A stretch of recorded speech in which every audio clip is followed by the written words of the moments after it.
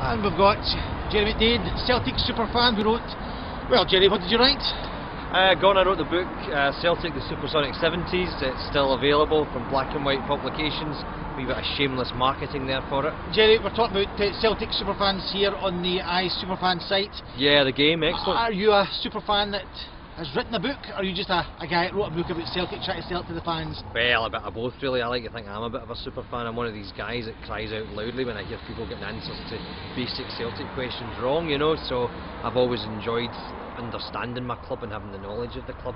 I think that's important. You meet a lot of nouveau supporters who don't really know the history, and I'm not talking about past history, I'm talking about recent history. There's a lot of Celtic supporters out there. I think that Celtic really started round about the time of Wim Jansen, Henrik Larsson, and following on through Martin O'Neill.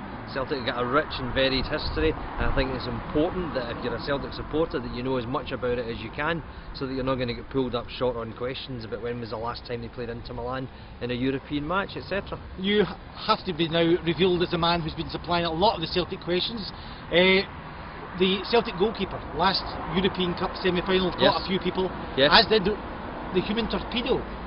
Well, the human torpedo, of course, is Gerry Mcdade, and I say that as a reflection of the fact that I am related to Gerry Mcdade through history. That's also a story that I wrote for a publication called Celtic Minded, Volume 3, where I detail my life in Gerry Mcdade's shadow, as it were.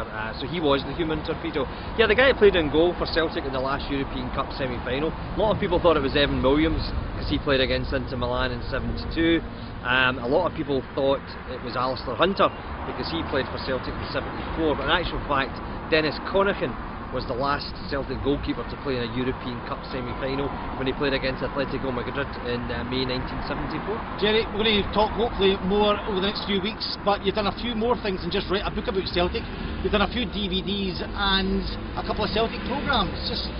Yeah, well, I did a lot of work for Celtic TV at one point. Thoroughly enjoyable period of my life, getting to work on programmes that I loved with people that I'd always admired, such as Dixie Deans, Peter Latchford. I think the last thing I did was a three-parter called Dreams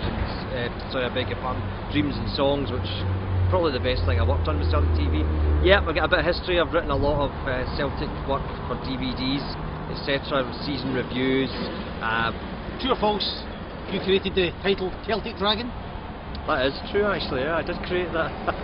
I'm quite pleased with that one as well, to be quite honest with you.